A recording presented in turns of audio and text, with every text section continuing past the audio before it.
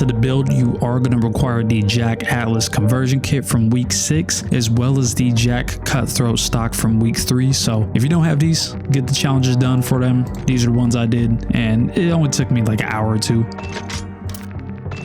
And then for the rear grip, we're going to switch over to the X10. I feel like it looks a little more similar to the Advanced Warfare version, but it's not 100% right, so it's up to you. And then for a finishing touch, we're going to head over to our solid colors, and we're going to go ahead and slap on that charcoal camo. Now, the AMR9 definitely wasn't my favorite in Advanced Warfare, and to be honest, this conversion kit isn't that good. I mean, you can get a one burst, but it is pretty consistent. And if you're trying to shoot anyone all the way out here, I mean, it's possible, but it's not probable. All right, you are clear to engage all three.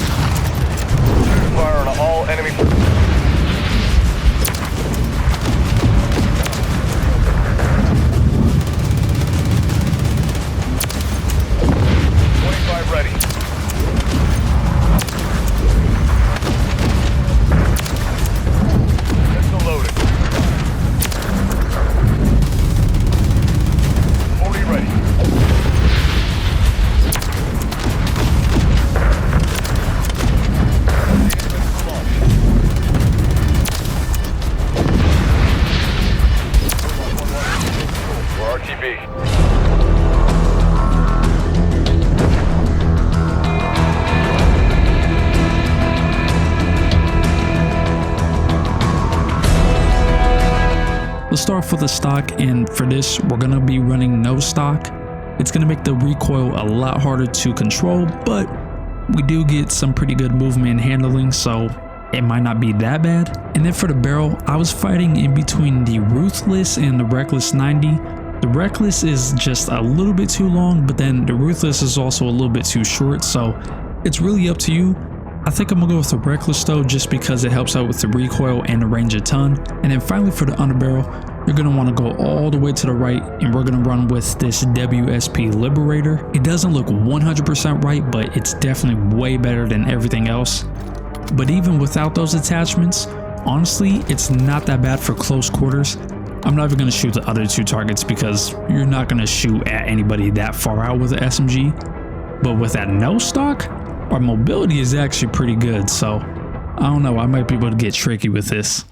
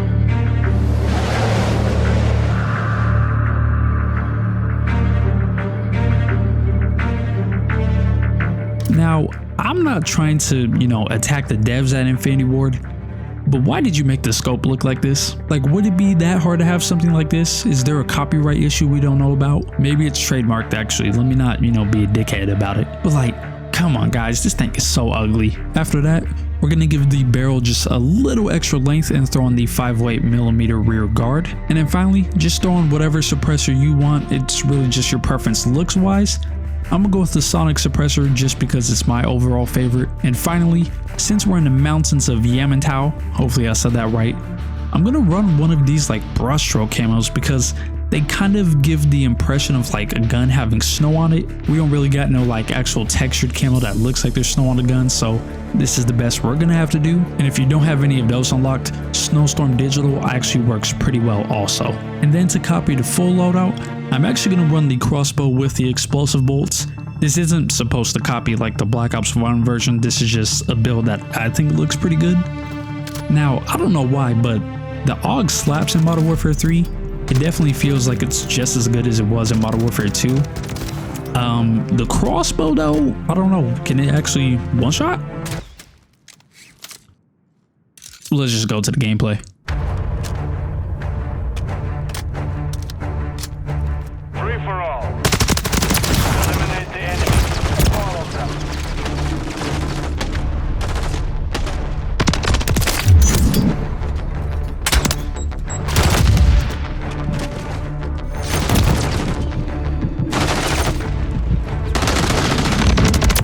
Standing back.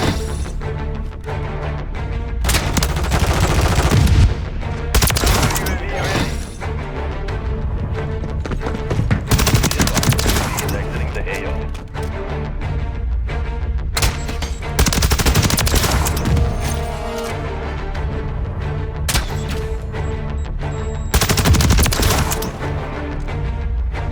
Counter UAV exiting the AO.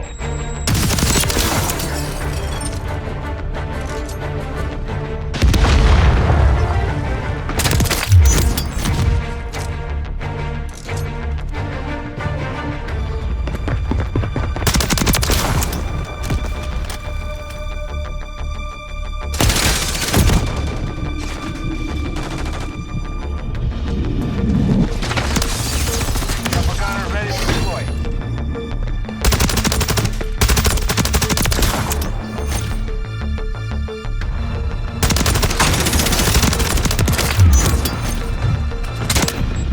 You have the lead.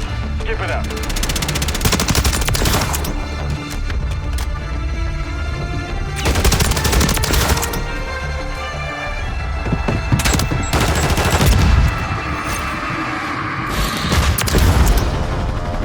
Good impact.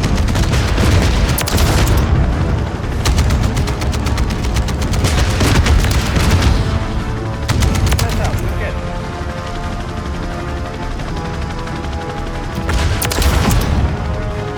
Good impact.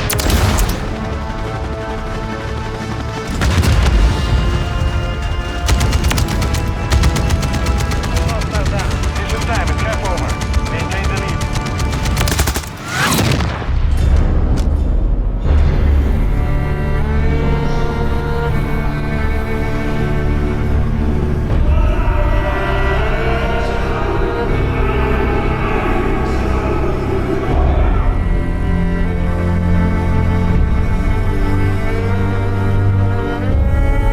To get this one started, I actually want to go to the optics because you do have a couple of options here, with the first one being the Ares Clear Shot. This scope does have the dual optics, so you have the actual scope itself as well as the red dot. However, the red dot isn't actually on the receiver of the gun. If you really care about the dual optics though, just go ahead and use this. The DXS Coriolis also looks very good, especially once you throw on the camo. Next up for the stock, I'm gonna go with the Corio Precio Factory, but I think you could also go with the PSO Heavy. I might have went with this in the past, but definitely looking at it now, I don't know why I wasn't using this one. For the rear grip, I'm gonna go with the Sakin ZX just to match like the real life counterpart a little bit better. And then for the underbarrel, just go ahead and throw on any one of the big three bipods. Just look at the cons, whatever you're comfy losing, go ahead and use that. And then for the muzzle, just pick the suppressor of your choice, it doesn't really matter. I'm gonna go with the Colossus just because I think it looks the most similar to the OG Modern Warfare 3 suppressor. And then finally, you already know, head over to your sold colors and don't go all the way to the right. Go ahead and slap on that charcoal camo.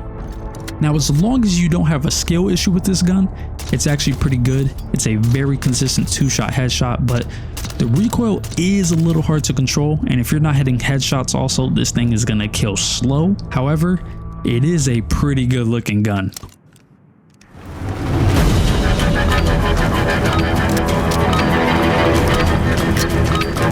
Free for all. Down.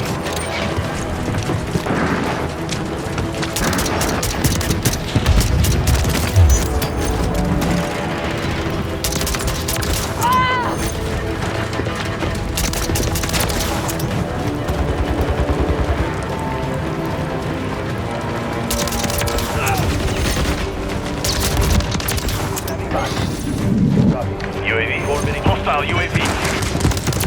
UAV on station, running interference.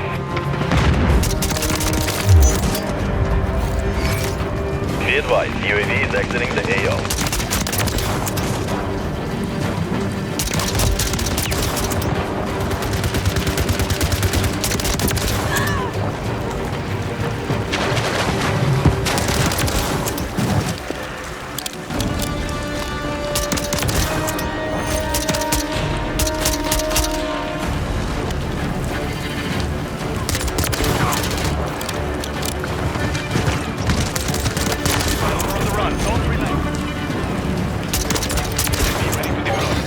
Counter UAV is blocking enemy recon.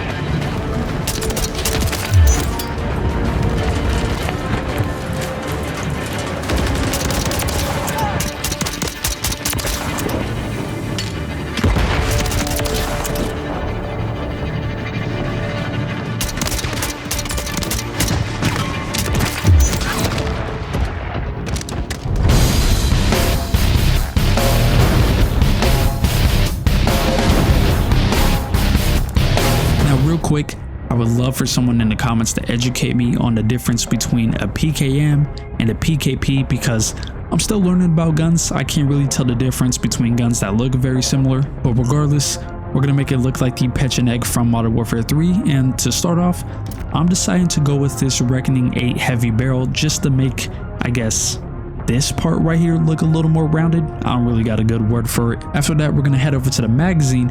And for this, we can bump up to the 150 round belt or the 200 round belt. I also laugh because they're the same exact shape.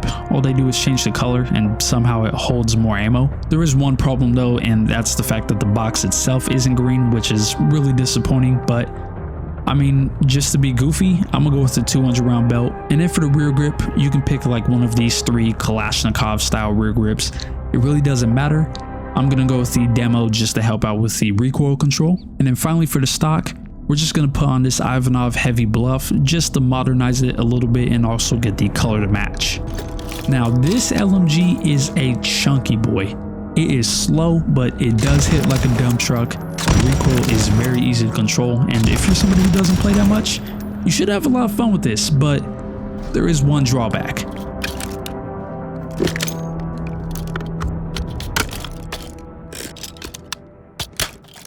It takes a while to reload.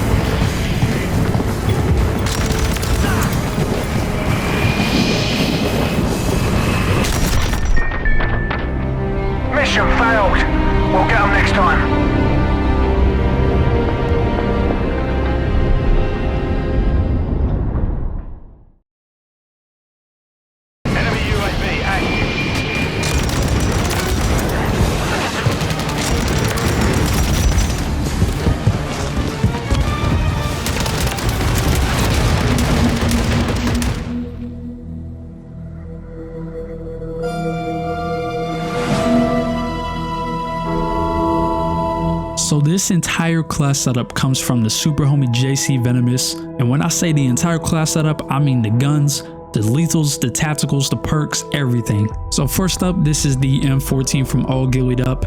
It's not going to look 100% because we don't have like the foliage over the gun, but attachment wise, it's honestly perfect. It hits like a truck and it just looks super clean as well. And then this is the build for the silenced USP45. Y'all know I love the PA90 and this build works perfect for me.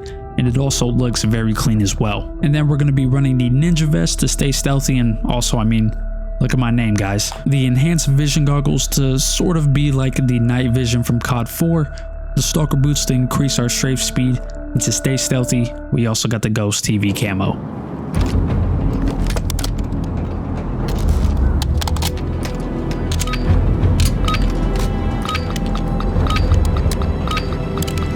Free for all.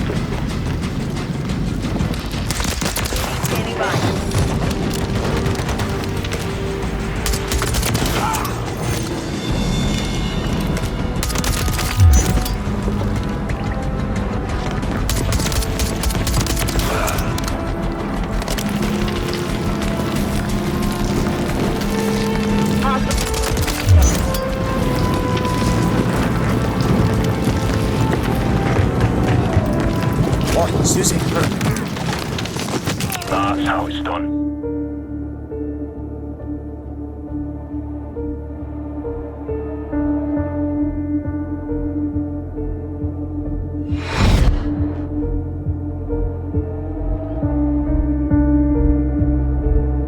So let's start with the Black Ops 2 MTAR, and then we'll move into the X2 from Ghosts. For the first attachment, we're going to head over to the stocks and we're going to slim it down with the ultralight stock pad. Then for the comb, you can go with the Recon or the Demo Flak. Both of them work just fine. Now for the flashlight, it is a little bit tough since both of them are going to be on the bottom of the barrel rather than the top. But if you want to sort of get around that, you could use the Razorhawk laser light. It's not going to look the best, but it does place the flashlight a little bit higher up, so it's all up to you. Just pick one of those three, they'll work just fine. And then for the barrel, we're gonna go with this Speedway V5 short. From the side, it actually looks pretty good. However, if you turn it, yeah, it doesn't look that good anymore. But if you're holding it from behind, I mean, the front doesn't matter that much. We're talking about guns, get your mind out the gutter. We're gonna slap on a muzzle brake, and for this one, I think that the purifier actually looks really well. It stays in shape with the rest of the barrel, and it also helps with the horizontal recoil as well as the firing aim stability, which the Ram 7 desperately needs. And as usual, for a finishing touch, we're going to scroll down to our solid colors and we're going to slap on that charcoal camo. But performance wise, it's actually pretty good. Very easy to control besides the initial recoil. At range though, you're probably going to want to tap fire. I wouldn't even try shooting somebody out that far. But let's go build its little brother. Before we get started, if you do have this all-rounder blueprint from I think season 1, this makes the gun look way better, but if you don't have it, it's perfectly fine. It's nothing to really trip off of. Now first things first, I'm just going to take off all of the attachments. Besides this ultralight stock pad, we are going to need this, but we're going to start off with the optic, and for this one, pretty much you can pick either one of these two ACOGs. If you care more about the looks, I would go with the SZ Bullseye, but if you want to make the recoil a little bit easier to control, go with the Recon. And then for the barrel, once again, we are going to be running the Speedway V5, just because the Black Ops 2 model and the Ghost model really aren't that different. And then finally for the muzzle, this one was actually pretty hard to choose until I saw this attachment right here. The ZEH MN35 Compensate Flash Hider actually looks dead onto the muzzle brake that was used in the space mission. Not to mention, It also has some pretty good pros to go with it. Now once you got on these 5 attachments, we're going to actually head over to our camos, scroll all the way down to our solid colors. Instead of running charcoal this time, we're going to run that whiteout camo. Now if you can actually control the recoil with this thing, it's actually a beast, I'm not gonna lie. At least for mid-range. Super far range like this, it's probably not going to be your best option, but y'all know how I'm going to play with it. I'm going to be as aggressive as possible, playing like a crackhead.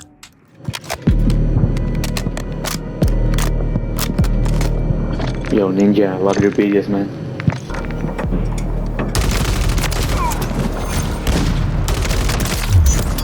Counter UAV disengaging.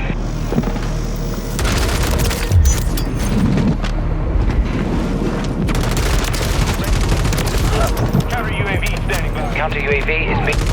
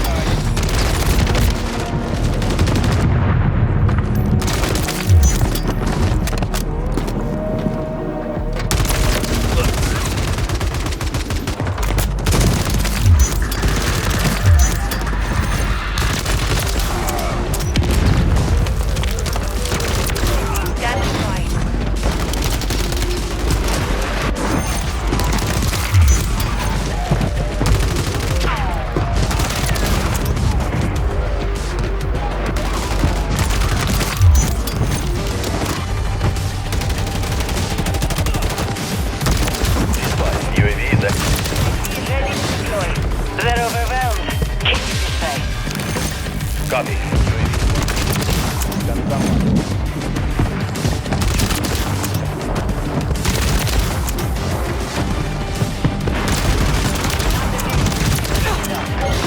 Standing by.